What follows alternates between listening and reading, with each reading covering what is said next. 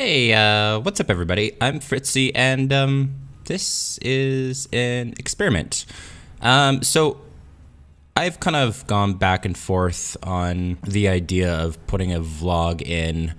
I am talking primarily about video games, but the channel's name is Life's a Video Game. I really want to talk as well about how I look at video games and how I relate things to my own personal life. So it's an experiment to see if, I don't know, I get any positive reception. And I guess you guys will be the judge of that, so do tell me.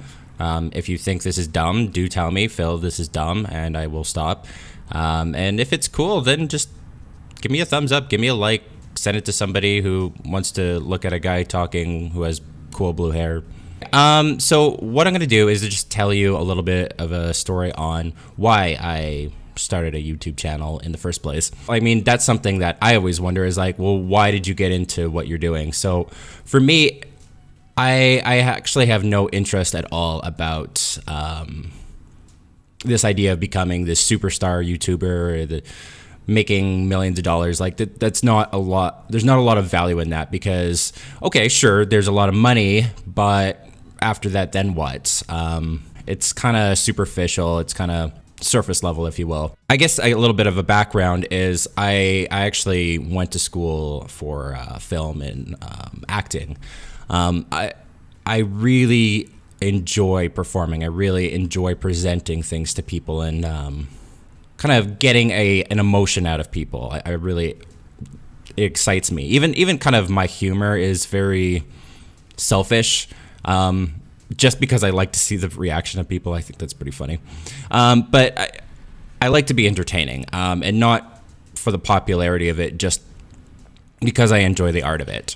So there's that as a bit of a background, but I love video games, and I really think that video games, just like movies or music or whatever, can speak to people more than just, pixels going across the screen. I remember having a conversation with a fairly close friend, and she wasn't like mocking anything I was doing. She actually like was appreciating like, hey, you're kind of doing your own thing. But she's like watching one of my videos, and she's like, well, why do I care about pixels going across the screen? And I mean, I think that is a fair question.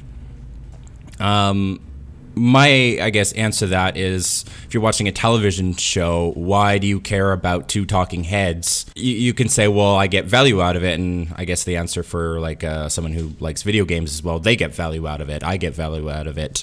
Someone might appreciate basketball more than someone might like baseball. Like the big baseball fan might be like, well, why do you throw balls in a hoop? That sounds dumb. You're just running back and forth. And the basketball guy will say to the baseball dude, like, well, you're just running in a triangle or diamond circle over and over, hitting a ball to nowhere. Who cares?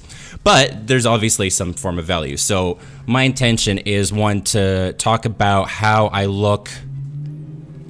There's also a lot of traffic. I want to talk about how I look at life and how video games actually kind of teach me life lessons in a weird way. Even up to the point that I was actually pretty illiterate until I was playing video games. It was like actually Final Fantasy VI, which is an older 90s game. But my brother was reading it out loud because I was playing the game with him, and because I couldn't read, and I just kept following along anyway, reading it. And at a certain point, I told him to shut up because I actually could read it. And the reason why I couldn't read was because I didn't see the value in actually reading. I didn't see the value in the symbols formulated as words. And I finally did, and it was through storytelling, and it was through the gameplay. And it's like, well, that might be a weird way to get somebody excited about something, but it worked.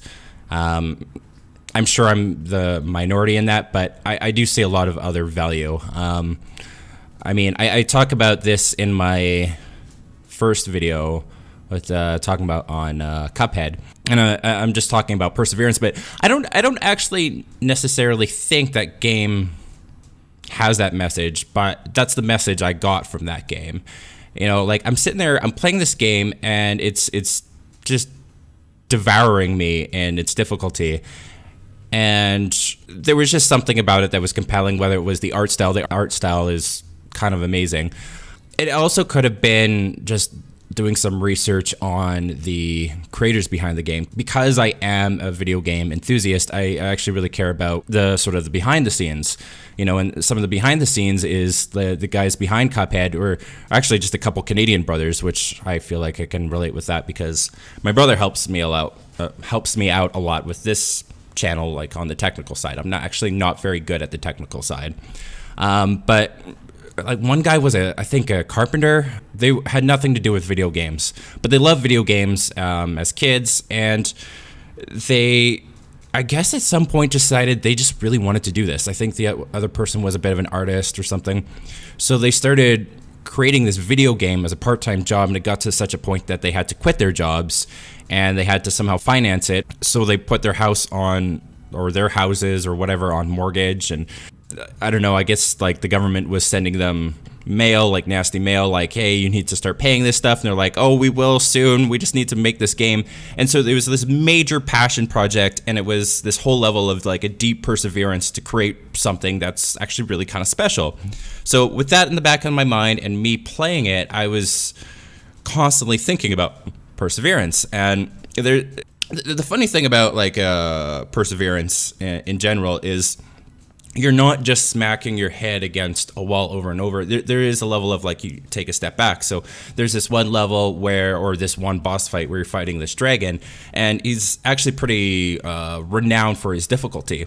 So I go and I'm fighting him, and I think I spent an hour and a half fighting this thing. And there's the first phase, you kind of get good enough to, there's like floating platforms, his tail's kind of wagging, so you gotta avoid that, and he shoots lasers out of his eyes. That part you kind of can figure out. And I need a drink. And you get to the second phase, and there's these like flying little flame creatures that keep jumping at you, and that seemed to always kill me. And I think that's a part that gets a lot of people as well. And you just keep dying, and you keep dying, and you keep dying, and there's no getting better at it.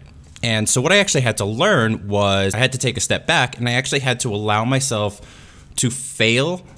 So I had to allow my character to die over and over so I could scan the screen for any tell of why I'm getting hit with these little flame-like creatures and how to avoid it. And I realized that, so the dragon's like sticking out his tongue and they're like walking along or whatever. And the flames that hit you, they have like this nasty little grin. And right before they attack you, they do this like kind of little giggle thing. And they will jump towards sort of where your character is facing. So if your character is facing like to the right, they'll jump off to the right, because the programming is assuming that you're going to notice it. You're going to jump off to the right, and it's aimed to kind of hit you midway. And it seems like the accuracy is actually pretty high. So what you have to notice is you're darting your eyes up and down constantly, and you look for one of these little creatures with a grin, and they do the little like is what they do. And you're facing right, and so you know they jump, so you actually, instead of jumping right, you jump left. I wouldn't have known that at all if I didn't just take a step back and go, I need to evaluate this situation in a much more broad perspective. So, okay, so what? It's a video game, you're fighting a dragon, who cares? What value is that? Well, that taught me a lot, because while I was recording that stuff, it was like right around the time that I put in my notice for my job. And if you look at my video talking about just the channel in general, I had multiple days where things just fell apart. Like I was running a coffee shop, and there was only 3 people working that day on a Saturday. And I don't know if you've ever worked retail, but when you're in a very busy situation, you only have a couple people, it's all hell. Like you're not even able to take a break. I think I worked 14, maybe 16 hours that day. I don't know. And it continued throughout the rest of that weekend, and then I had to keep working, and because I worked so hard, I got myself super sick. Got myself actually so sick that I was had like this nasty flu for almost 2 months, like something in my chest.